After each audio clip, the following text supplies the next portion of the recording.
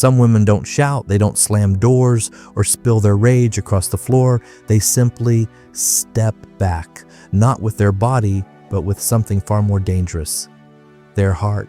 And when that happens, something begins to stir inside him. Carl Jung would call it the awakening of the shadow, the dark, unacknowledged parts of himself that have been hiding quietly in the corners of his psyche. Parts he's spent a lifetime keeping buried.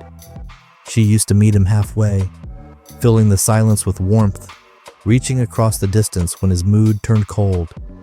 But the woman who has learned her worth no longer throws herself against a closed door. She sits back in her own stillness and lets the silence speak for her, and here is where the shift begins, in the space her absence creates. It's a space he once controlled, and now it controls him. At first, he feels unease, a quiet agitation. He may not even understand why. But the truth is simple. Without her constant reassurance, he begins to feel the weight of his own reflection. She is no longer a cushion for his unhealed wounds, no longer a distraction from the truth he has avoided. And in that emptiness, his shadow starts to move. It shows up in subtle ways. The tone of his voice hardens. The way his eyes linger too long, searching for answers. Old insecurities rise from the depths. The fear of abandonment, the hunger for control, the panic that maybe he was never enough. Her detachment doesn't create these things. It reveals them. Because when she steps back, the mask he wears for the world begins to crack. And what spills through that fracture isn't the confident, composed man he wants to be, but the raw, unfiltered self he's been hiding from. Jung wrote that until you make the unconscious conscious, it will direct your life and you will call it fate. And this is exactly what she sees. Not the fate he believes in, but the patterns he's enslaved to. He might accuse her of changing. He might call her cold, distant, unfeeling. But in truth, she hasn't frozen.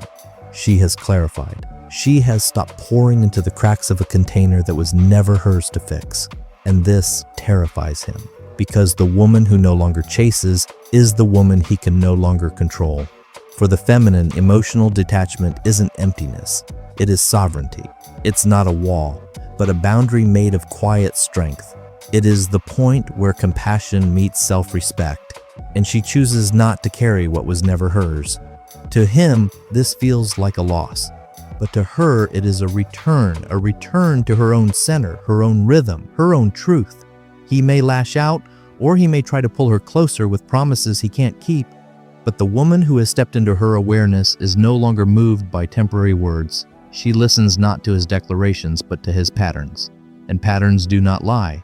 In this stillness, she sees him clearly, not as the man he pretends to be, but as the man he is, shadow and all. And she knows it is not her job to soften the parts of him he refuses to face.